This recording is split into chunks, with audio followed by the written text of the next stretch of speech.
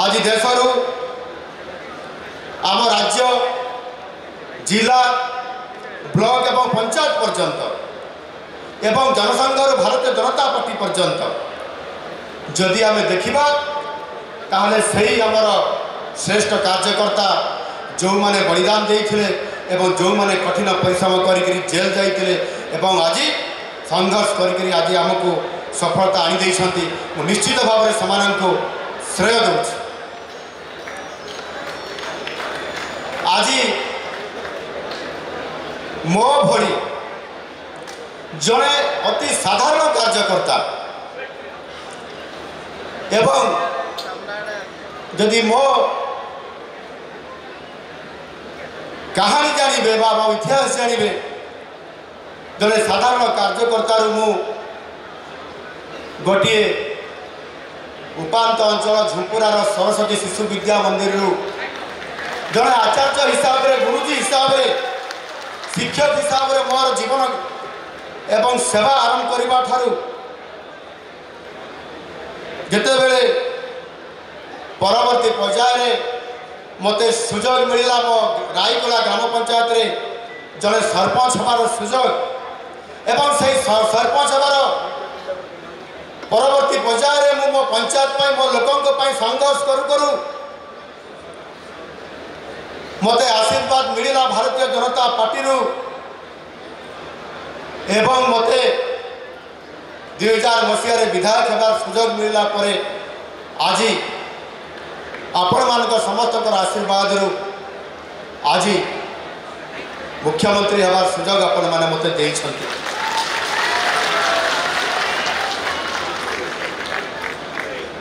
आउ जेते बेले अनेक समय रे अनेक संगठन रो काम करू आम जिते आग को जाई थाउ जमिति आम जिते प्रथम संघरे काम करुले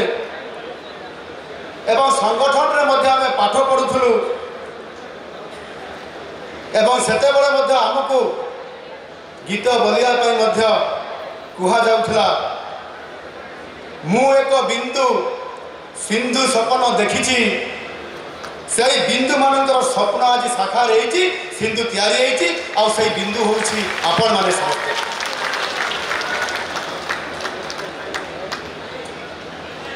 मु आपण मान समस्त को साष्टांग प्रणाम जनाऊँ आपण मान आशीर्वाद कारण आज भारतीय जनता पार्टी आज एकाकी सरकार गठन कर पारिछि।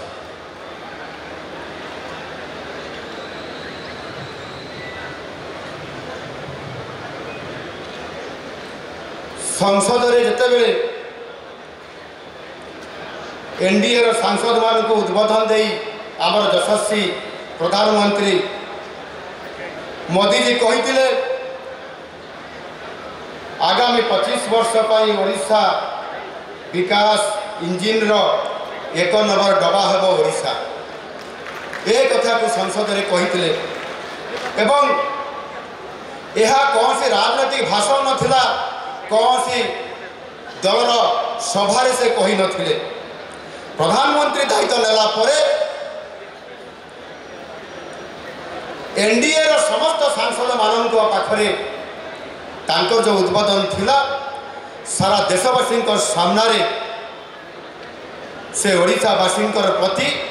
तांकर जो अंगीकारबद्धता थिला ताहा से प्रतिपादन करिकरी ए कथा को से सारा देशवासी को से जणाइछन्ति एवं से अनेक कथा जो कही ता भीतर ओडिशार निश्चित भाव में आज तांकर जो ये अंगीकारबद्धता अच्छी से आज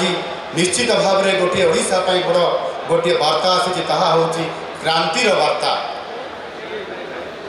एवं मोदी जी को एजेंडा रे आज जो अमृत काल आउ 25 वर्ष रही एवं से 25 वर्ष अमृत काल ओडिशा को जेभली भाव से स्वतंत्रता देइछंती एवं सबु राज्य तुलन में जदि आम देखा तार वक्तव्य जना पड़ी जे आज सबु राज्य तुलन में आज ओडिशा को से 1 नंबर राज्य हिसाब से देखिछंती एवं ताहा से वक्तव्य आज से आमको प्रमाण करिछंती एवं से जना पड़े कि भाव में ओडिशा को ଭଲ ପାଉଥିଲେ ଏବଂ ଆଜି ବି ସେ ଏତେ ଭଲ ପାଉଛନ୍ତି ଯେ ଆଜି ସ୍ୱତନ୍ତ୍ର ସ୍ଥାନ ଦେଇଛନ୍ତି ଓଡ଼ିଶାକୁ।